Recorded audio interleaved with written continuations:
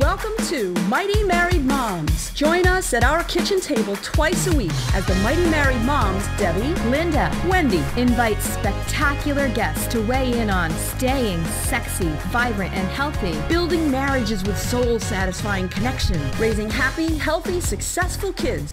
Conversations with Mighty Married Moms will bring you closer to the life you really want. Episode 52. Hi, welcome back to Mighty Married Moms. Today we are going to be talking about our conversation that we just had with Sonya Ramsey from SonyaRamseyOnline.com. And Sonya is terrific. I mean, she has this book that is about the destiny deception. Satan is lying to women again. Yes, and so I think that is such a fabulous title.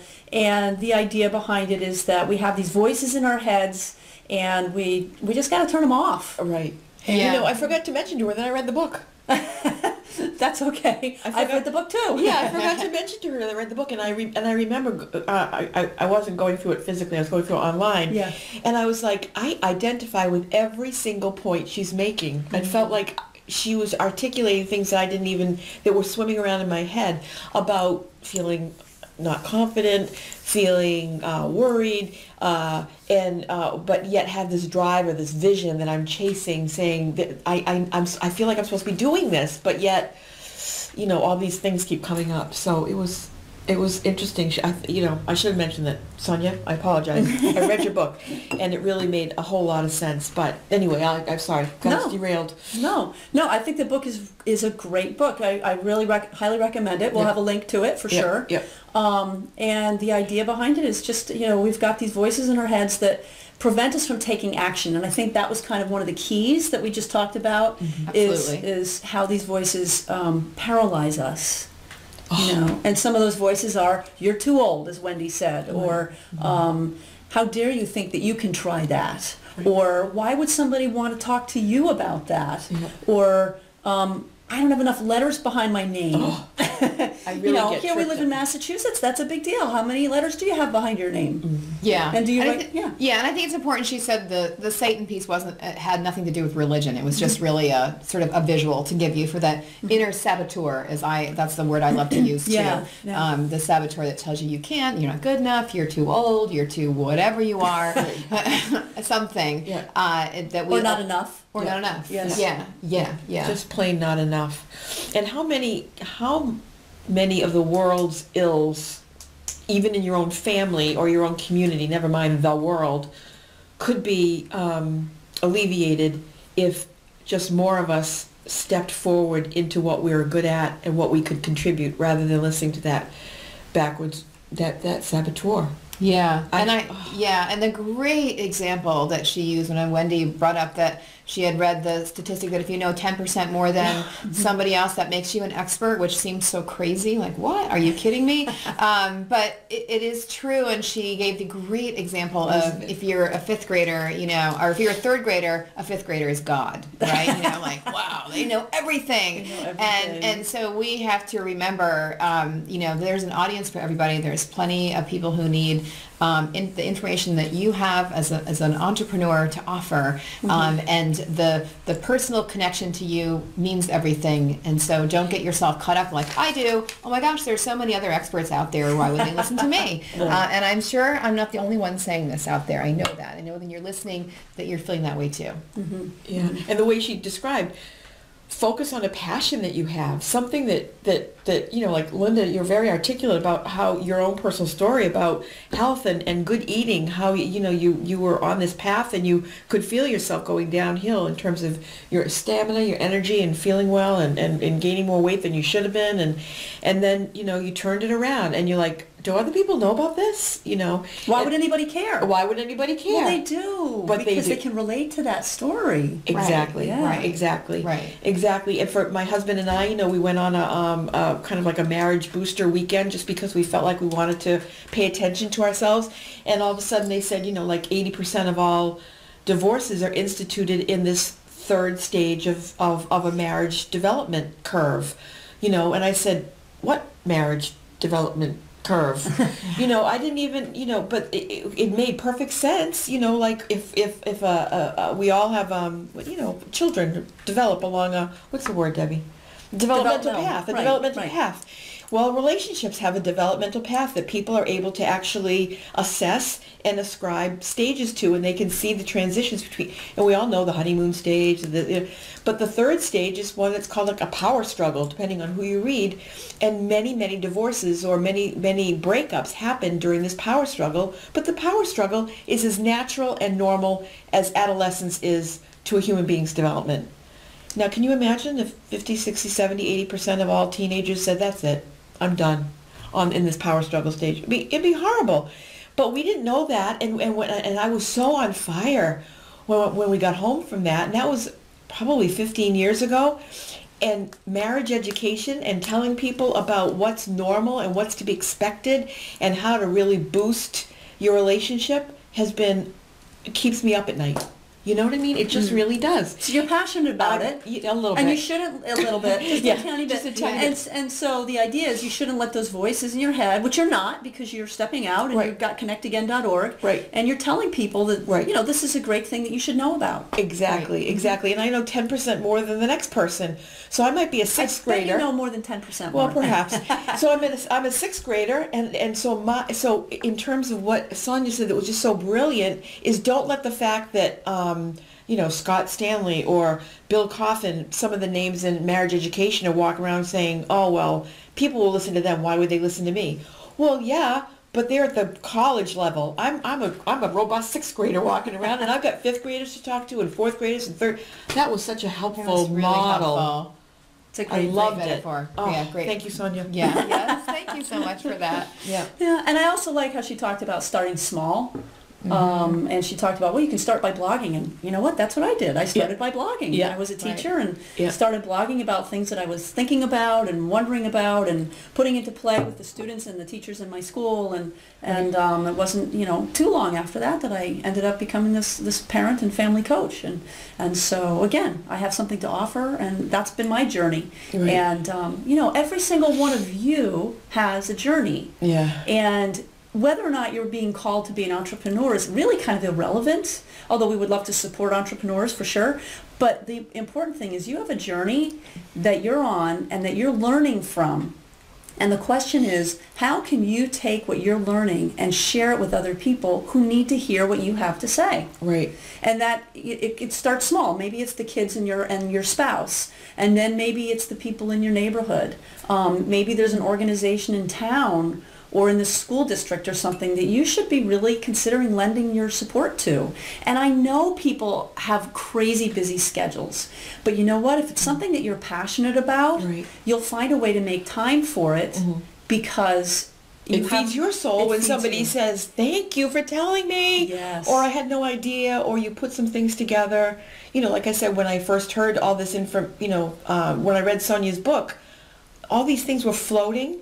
But then when she wrote them, and I was like, okay. So when somebody synthesizes information and gives it to you, all these disparate pieces kind of fall together, and you're like, that's what I was feeling, and that's what I was needing. Yeah. So you, all of us can be that resource for somebody in our lives. And if we could just step more fully into contributing rather than being deceived by fear, deceived by not good enough, I just really think that the world could be a better place. And not for nothing, but Mighty Married Moms, we are talking mainly to women. And I'm just saying that a feminine woman touch at the government and global levels, I don't think we'd be nearly in as much mess as we're in now. I'm just saying. Yeah. It's just my opinion. Yeah.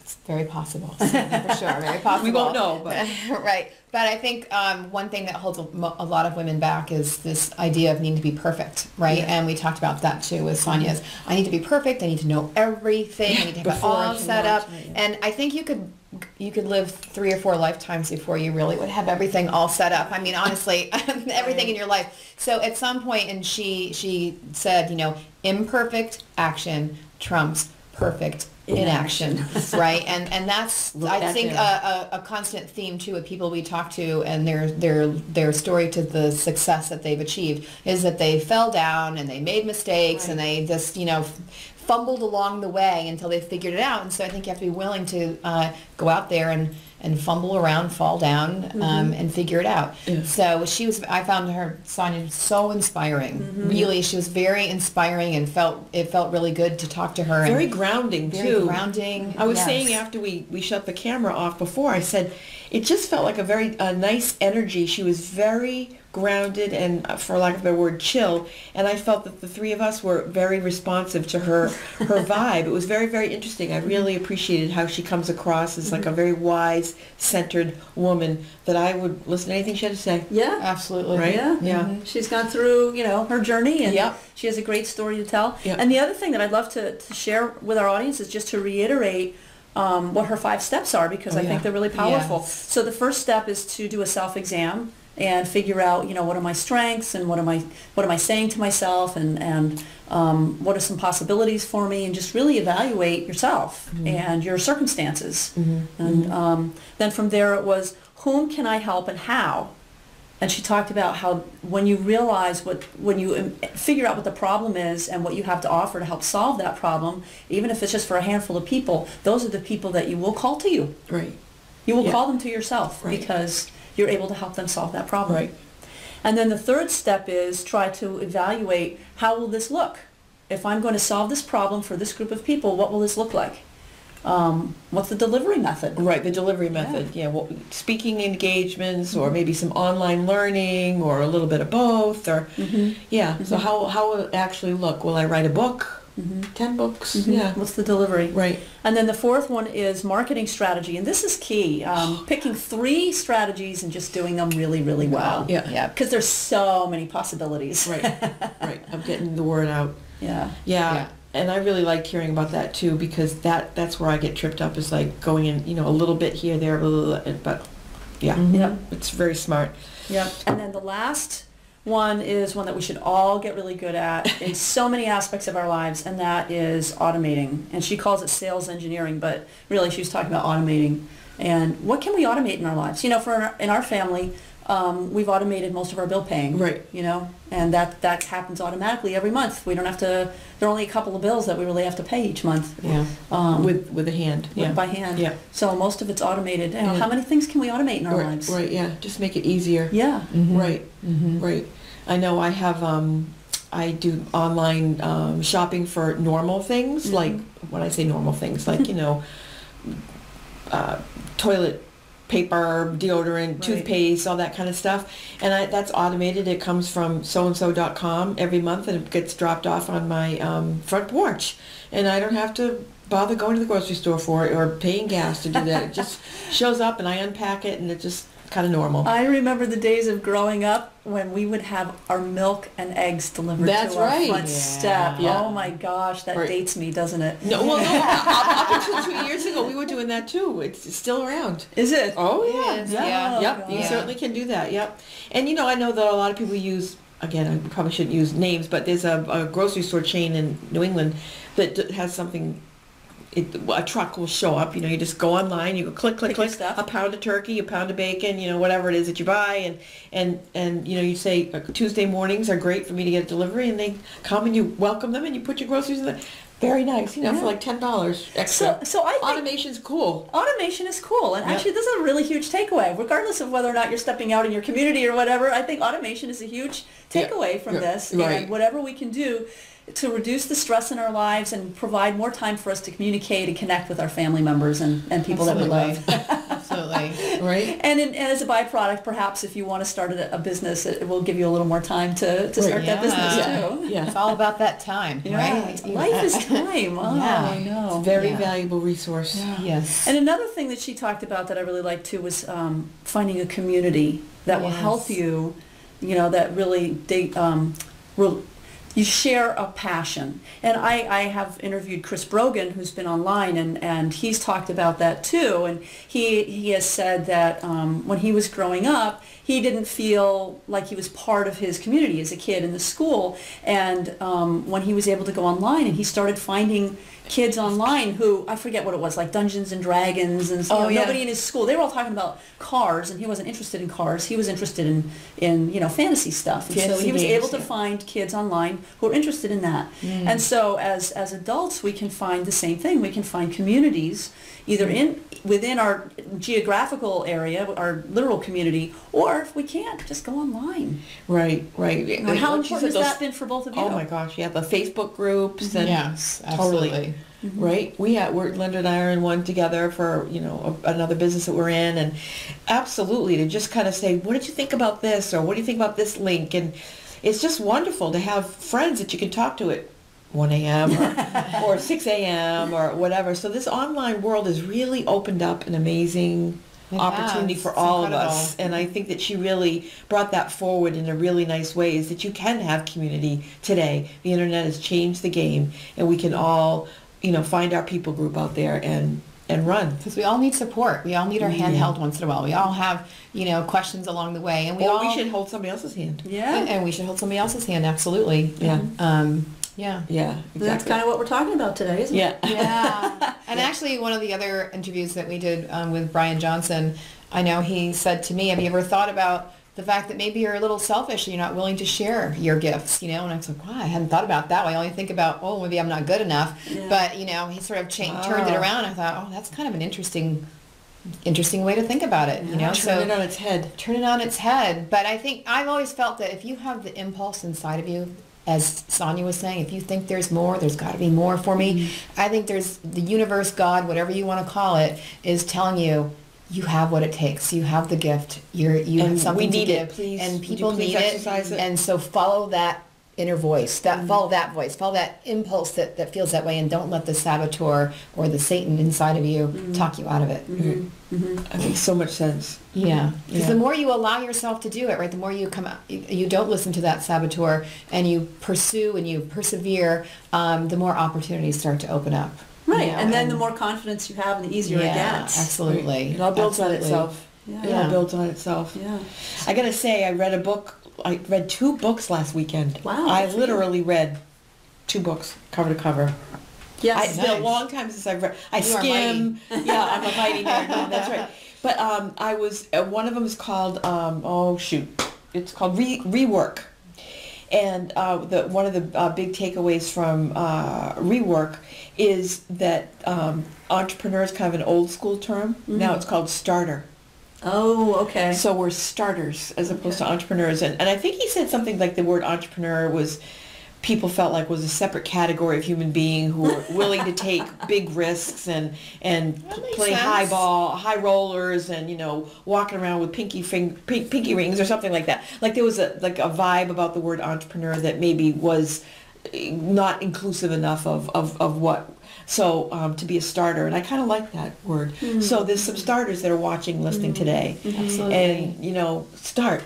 We need you. Yeah. We need you. Yeah, the world needs you. The world needs you. Yeah. Awesome. Yeah. Great. Well, you've been listening to Mighty Married Moms, and we were just talking about our conversation with Sonya Ramsey. Spell it. SonyaRamsey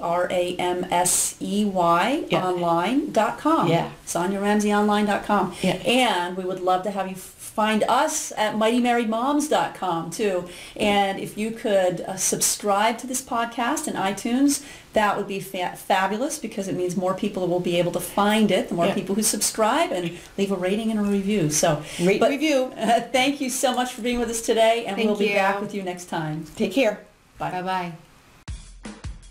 Thank you for joining us for this episode of Mighty Married Moms. Tune in twice a week on Mondays and Thursdays to meet fascinating and inspiring guests who will help you create the life you've always wanted. You can find these episodes and special gifts just for you at mightymarriedmoms.com, as well as a link to our Facebook community, where we continue the conversation around the kitchen table. Please also help share the love by leaving a review on iTunes. We'll see you next time.